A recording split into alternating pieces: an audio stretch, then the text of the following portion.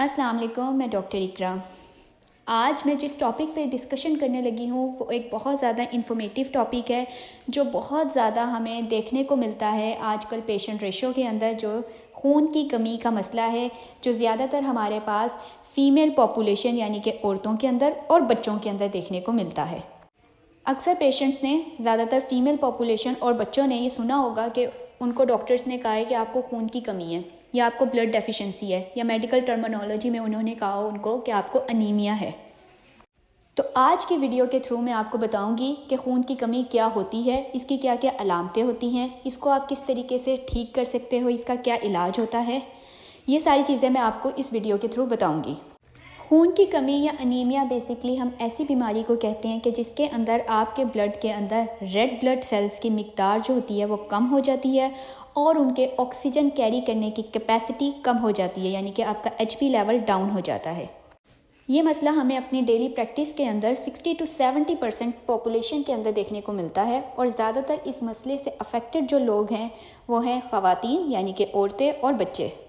अब अक्सर लोग हमसे ये पूछते हैं कि ये खून की कमी की वजह क्या होती है, ये किस वजह से किसी भी पेशेंट के अंदर डेवलप हो जाती है। तो इसकी ये वजह ये होती है कि आप एक्सरसाइज नहीं करते, आप जो है अनहेल्दी फूड खाते हैं जैसे कि जंक फूड हो गया, या आप फ्राइड आइटम्स को ज़्यादा प्रेफर करते हैं जो डीप ऑयल में फ्राई हुई हो, ऐसे खाने को ज़्यादा पसंद करते हैं। घर का साफ़ सुथरा हेल्दी फूड कम खाते हैं, जिसकी वजह से क्या होता है आपके अंदर खून की कमी डेवलप हो जाती है। और अक्सर बच्चों के अंदर इसकी वजह से, बाहर का खाना खाने की वजह से, गंदा खाना खाने की वजह से उनके पेट में कीड़े भी हो जाते हैं। अब बात करते हैं इसकी अलामतों के बारे में। अगर किसी पेशेंट के अंदर खून की कमी जो है, अनीमिया का जो मर्ज़ है ये डेवलप हो गया, तो इसकी क्या क्या अलामतें होंगी जिसकी बेसिस पे आप इसको तशख़ीस कर सकते हो।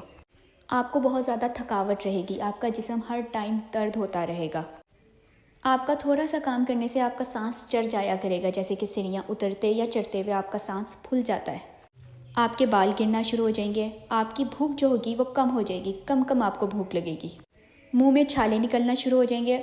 और ये मसला बार बार होगा आपके साथ कि मुंह में छाले निकलते हैं, ख़त्म हो जाते हैं, फिर निकल जाते हैं, लेकिन आपको मसला समझ नहीं आ रहा होगा कि ऐसा हो क्यों रहा है। आपके जो नाखून हैं वो ख़राब होना शुरू हो जाएंगे, आप जब बड़े करेंगे वो जल्दी से टूट जाएंगे या सही तरीके से बड़े नहीं होंगे। आपका दिल मिट्टी खाने को या फिर बर्फ़ खाने को बहुत ज़्यादा करेगा। आपको उठते बैठते चक्कर आएंगे, अचानक से आपकी आंखों के आगे अंधेरा आ जाता होगा, आपकी रंगत ख़राब हो जाएगी, आपकी स्किन का जो कलर है वो पेल येलो टाइप का दिखना लग जाएगा, आपके हाथ पाँव अक्सर ठंडे रहेंगे। अक्सर आपको ऐसा फ़ील होता है जैसे आपके हाथ जो हैं बहुत जल्दी सुन्न हो जाते हैं और आपके हाथों पे जैसे चूंटियाँ चल रही हों या फिर सुइयाँ चुभ रही हों, इस तरीके की आपको सेंसेशन आती होंगी अगर आपके अंदर खून की कमी है तो। अगर ये जो मैंने चीज़ें बताई हैं इनमें से कोई 2-3 अलामतें भी आपके अंदर हैं या ये सारी अलामतें आपके अंदर हैं तो आपके अंदर खून की कमी है। अब इसको मेडिकली डायग्नोस करने के लिए आप एक टेस्ट परफॉर्म करा सकते हो जिसके अंदर आप अपने एचपी लेवल और एमसीवी लेवल को देखकर आप पता लगा सकते हो आपके अंदर जो खून की कमी है वो किस हद तक है। आप इसके लिए अपना सीबीसी परफॉर्म करा सकते हो। जो टेस्ट परफॉर्म करा सकते हो उसका नाम है सीबीसी, यानी कंप्लीट ब्लड काउंट आप अपना परफॉर्म करा सकते हो और उसके अंदर आप टेस्ट का जब रिज़ल्ट आएगा उसके अंदर आप अपना एचपी लेवल देखोगे और एमसी लेवल देखोगे। अब अगर आपके टेस्ट रिज़ल्ट में हमारे पास एचपी लेवल जो है वो 9, 10, 11 इन रेंजेस में आता है तो हम डाइट की मॉडिफिकेशन करवाते हैं। इसके अलावा आपको 3 महीनों के लिए आयरन की सप्लीमेंट्स जो हैं वो शुरू करवा देते हैं। अगर आपका एचपी लेवल जो है वो 9 से भी कम होता है तो हम इंजेक्शंस लगाते हैं। इसके अलावा अगर एचपी लेवल टेस्ट रिज़ल्ट में हमारे पास 8 से भी कम चला जाता है तो हम ब्लड ट्रांसफ्यूजन करवाते हैं, यानी कि आपको खून लगता है। आपकी जो खून की कमी है उसको पूरा करने के लिए आपको खून लगाया जाता है। अब जिन पेशेंट्स का एचपी लेवल सीबीसी के अंदर हमारे पास 9, 10, 11 आता है, ऐसे पेशेंट्स को हम क्या डाइटरी मॉडिफिकेशंस करने के लिए कहते हैं। सबसे पहले कुछ फूड है जिनसे हम उनको अवॉइड करने के लिए कहते हैं।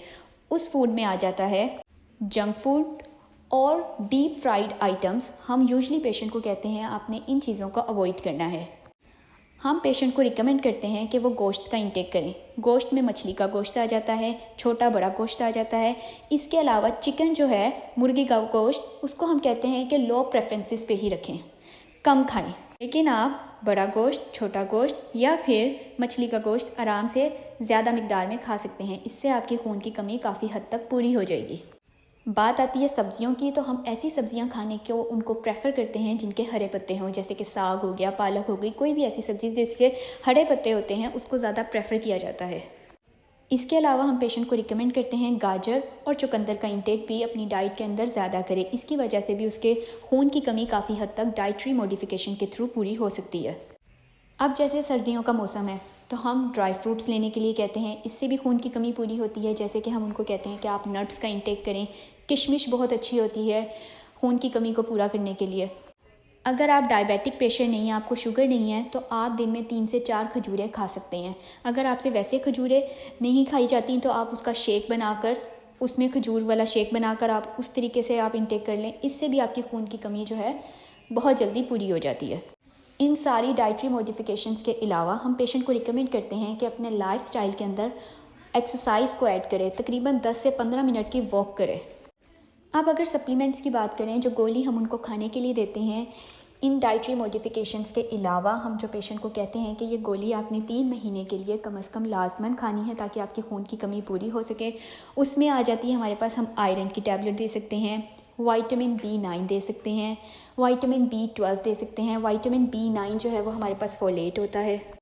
अक्सर पेशेंट्स ये अलग अलग गोली जो है विटामिन्स की उसको प्रेफर नहीं करते हैं। वो चाहते हैं कि अगर मल्टी विटामिन्स के फॉर्म में उनके पास कोई एक गोली आ जाए तो हम वो लिख देते हैं। जैसे कि अक्सर पेशेंट सर्बेक्सी खाते हैं अपनी खून की कमी को पूरा करने के लिए, या फिर हम पेशेंट को मल्टी बायोंटा रिकमेंड करते हैं या गैरी कैप रिकमेंड करते हैं खून की कमी को पूरा करने के लिए।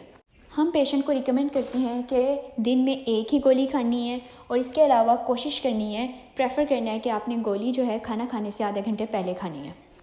इसके साथ साथ हम पेशेंट को रिकमेंड करते हैं कि वो विटामिन C की भी कोई टैबलेट, अपने आयरन की जब टैबलेट लेता है तो उसके साथ विटामिन C की भी टैबलेट ज़रूर ऐड करे। जैसे कि सीकोन की टैबलेट हो गई, वो इसलिए हम कहते हैं ताकि जब वो विटामिन C लेता है तो उसकी वजह से आयरन की एब्जॉर्प्शन जो होती है वो ब्लड के अंदर इंक्रीज़ कर जाती है और खून की कमी जल्दी पूरी हो सकती है। अब जैसे मैंने बताया कि अगर कोई पेशेंट इस तरीके से डाइटरी मॉडिफिकेशंस को फॉलो करेगा, एक्सरसाइज करेगा, वॉक करेगा 10 से 15 मिनट की, और इसके अलावा इन सप्लीमेंट्स को कोई भी मल्टी विटामिन को ले ले और साथ विटामिन C को ऐड कर लेगा 3 महीने तक रोज़ाना, तो उसकी खून की कमी काफ़ी हद तक पूरी हो जाएगी। जब वो 3 महीने बाद अपना CBC का टेस्ट रिपीट कराएगा तो उसके अंदर वो अपना HB लेवल और MCV लेवल देखेगा तो उसको पता चलेगा कि उसकी खून की कमी काफ़ी हद तक पूरी हो चुकी है।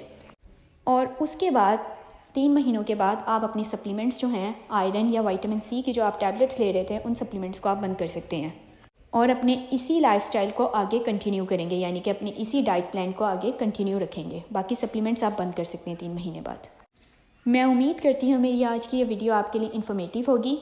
मज़ीद इन्फॉर्मेशन हासिल करने के लिए मेरा चैनल सब्सक्राइब करें, और अगर आपको या आपके किसी जानने वाले को इस तरीके का कोई मसला है, खून की कमी का मसला है, तो उनके लिए ये वीडियो बहुत ज़्यादा इन्फॉर्मेटिव होगी। तो उनके साथ मेरी ये वीडियो शेयर करना ना भूलिएगा। Thank you. अपना ख्याल रखिएगा। अल्लाह हाफिज़।